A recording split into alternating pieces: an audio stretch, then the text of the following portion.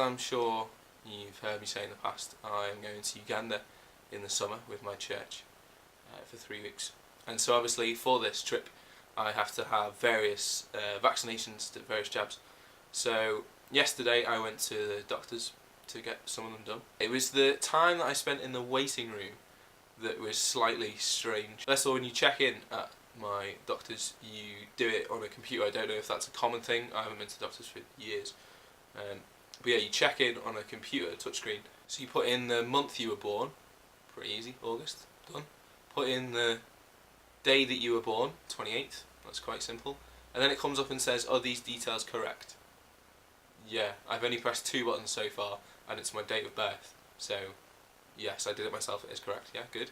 And then I assumed the next slide would be the year that you were born, or that would be before you say, oh, is this right? But rather than just give you options of years, it just came up and said 1990 or none. Didn't give me any other options, so I can understand why, but that just seemed really, you must have been born this year. If you weren't, then you're obviously false. And then that was it. It didn't confirm, are you Chris Jarvis? It just said, right, okay, you've got this time of booking. You checked in, that's fine, with this nurse. Didn't confirm who I was at all.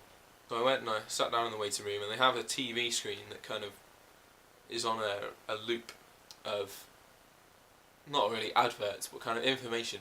So it talks about, one of them was talking about how you should keep active in winter. It's easy to be active in the summer, but in the winter we can just get kind of lazy because it's cold, but it's important to keep active, and kind of ideas of what you could do in the winter to keep moving.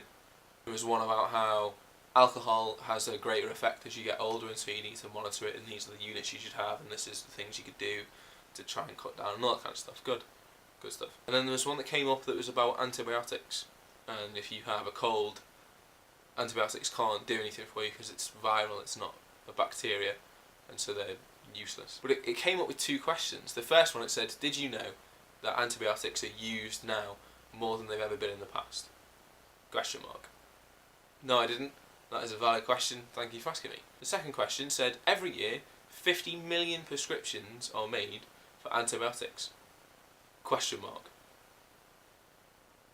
Now I don't know, are you asking me if that is a true fact? Are you telling me, but you're trying to make it sound like it shouldn't be true? Or, I honestly don't know. I don't know what they were trying to get out of asking me. Have there been 50 million? Or is it more than that? Or is it less? Do you know? I didn't know. My absolute favourite information advert that was on the screen is the one for testicular cancer. Now it seems strange that would be my favourite, but it was, and I'll tell you for why. The setup, it wasn't just kind of words on the screen, this is what it is, this is how you can detect it, this is what you should do if you think you have got testicular cancer. But it was a female tennis player, which straight away is a bit strange, holding 2 tennis balls in her hand as you would, so like one there and then one in between her fingers there with a racket, and it said, do you check yourself? That was its opening, just holding balls, do you check yourself? It then changed to her being ready to serve, and it said, report changes in size or weight, and if you feel any lumps. It then had a single tennis ball on the screen on like grass, and it just said, the ball's in your court. And then another tennis ball rolled onto screen to greet it, and the one that rolled on, I kid you not, was just that little bit slightly larger than the one that was already there.